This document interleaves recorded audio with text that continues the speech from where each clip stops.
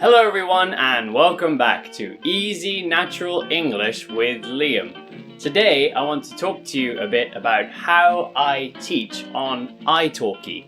And italki is an online teaching platform where you can connect with teachers all around the world. So if you've been listening for a while, perhaps you know that I teach on there. And actually, quite a few of my listeners are my students, and quite a few of my students are my listeners. But if you haven't taken a lesson with me yet, I want to talk about the way I teach, so you can use this to improve your listening skills, but also perhaps I can convince you to come and take a lesson with me. So there is a link to take a lesson with me in the description of the YouTube video, and also in the description of the podcast. So, what do I do in my lessons? So, on italki, it's a one-to-one teaching. We talk together through a video chat. So, I usually focus the classes on conversation. So, different students do that different ways, and I change it depending on what the students need. So, many of my students, they like to just have a free conversation with me.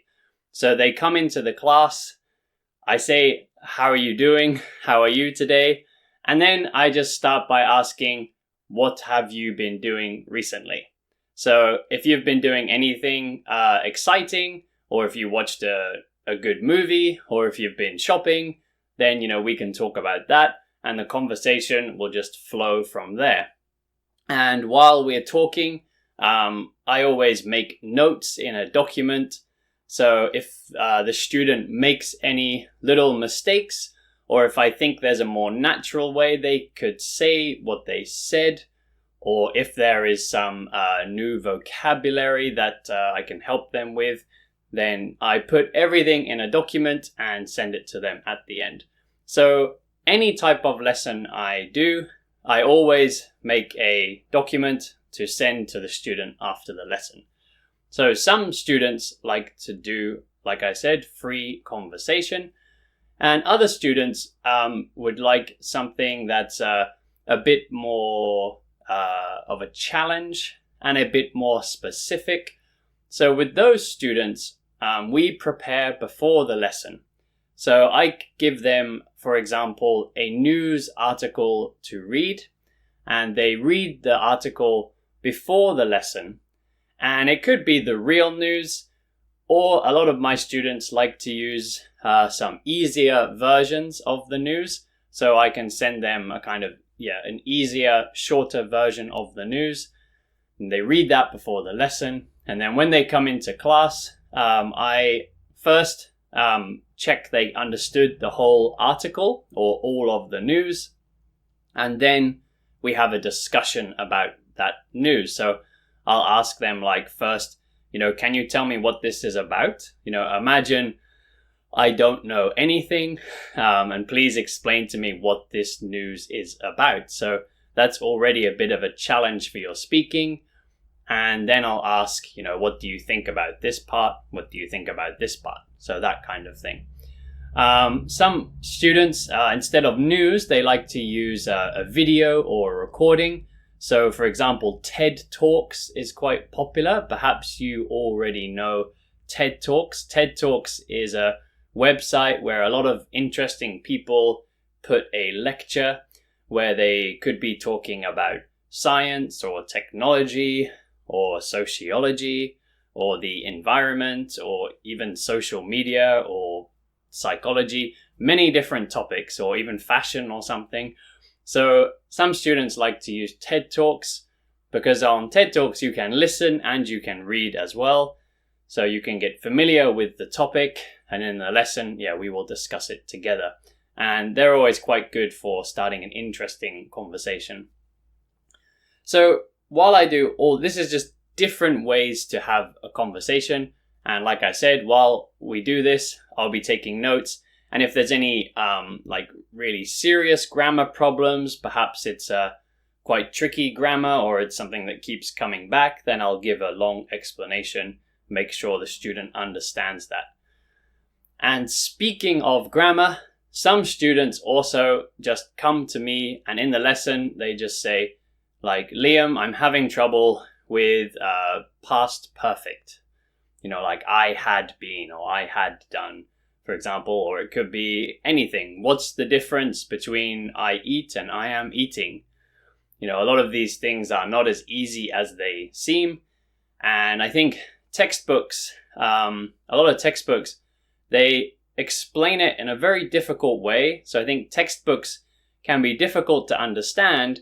And also the textbook doesn't really explain the whole story. I think sometimes, the textbooks give you an explanation which doesn't really make you understand. And they're also really difficult to read. So I think as I've been an English teacher for a long time, now I can explain grammar to people in a way that is easier than the textbook. And I can also help you to understand it better than the textbook. Because a textbook is trying to, I've tried to write textbooks and it's difficult because when you're writing a textbook, you don't know who you're explaining it to. You can't check, did you understand that part? Should I explain that part again?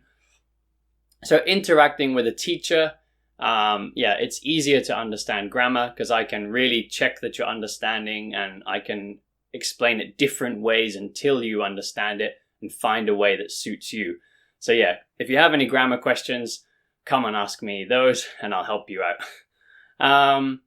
What else do I do in my lessons? So free conversation, grammar. Yes. And I am a big fan of natural input. If you listen to Easy Natural English, I'm always encouraging you. I'm always saying you should, watch some TV shows on Netflix, or you should watch some real native English on YouTube, or, watch movies, anything, listen to the radio or podcasts. So real natural English. And a lot of my students on italki, they like to do that. So between the lessons, they watch a TV show on Netflix, for example. Netflix is useful because you can listen and you can check the English subtitles. So these students, when they're watching the show, if they don't understand something, then they look at the English subtitle and either they take a screenshot or they write it down. Then they come to the lesson and they ask me Liam, what does this phrase mean? Or what does this word mean? How do I use this word? And I think this is a really productive, it's a really good way to study. I know all my students that study this way, they're improving so quickly and they're learning real natural English. They don't sound like English students that just learned from a textbook and speak a bit like a robot. They're learning very natural English and it makes such a difference. When I listen to these students who study with TV shows, their pronunciation is better. They know more natural phrases. Their listening skills are better. And they can just naturally have a real English conversation. So it's a really good way to study. Other ways are useful too, but I do think, if you watch TV shows, very, very useful.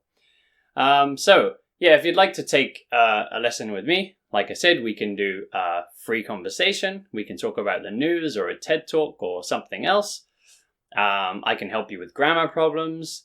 I can help you to understand TV shows, or it could also be a book that you're reading. Some of my students are reading books and they ask me to check books for them. And then last couple of things I want to say that I think are really good ways to find your weaknesses. So I have some students who like to write essays for me. So maybe they choose the topic or maybe I choose the topic, but they write maybe half a page of an essay. And then during the lesson, I will show them my screen so they can see what I'm doing. And I will edit the document while I tell them what the mistakes are and I will explain the grammar. And when we do this with writing, I can take a bit longer and I can really point out to you your mistakes So then you know how not to do them again. So when you're writing and also when you're speaking, you'll know the correct grammar or the correct phrases.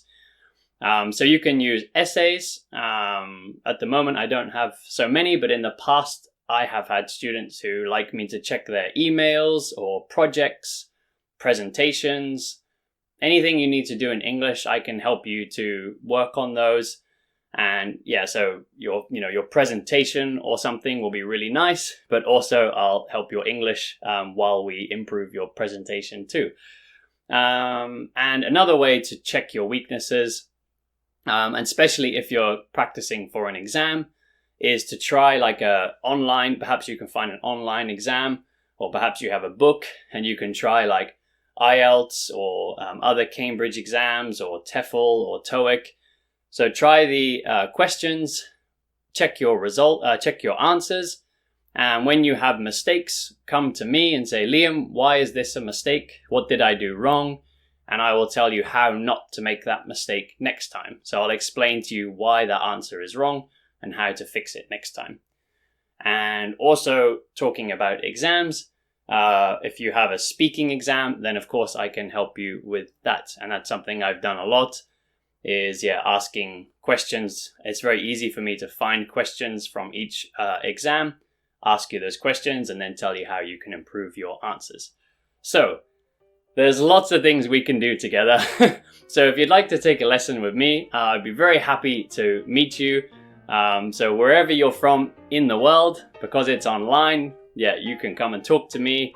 Like I said, check the link in the description of the YouTube video or on the description of the podcast. We can talk together. I'll help you with your English. And you'll be speaking nice and smoothly soon. So thank you all very much for listening today. Don't forget to subscribe and like on the YouTube version. Don't forget to review the podcast. Everyone share with your friends, and I will see you all back here next time.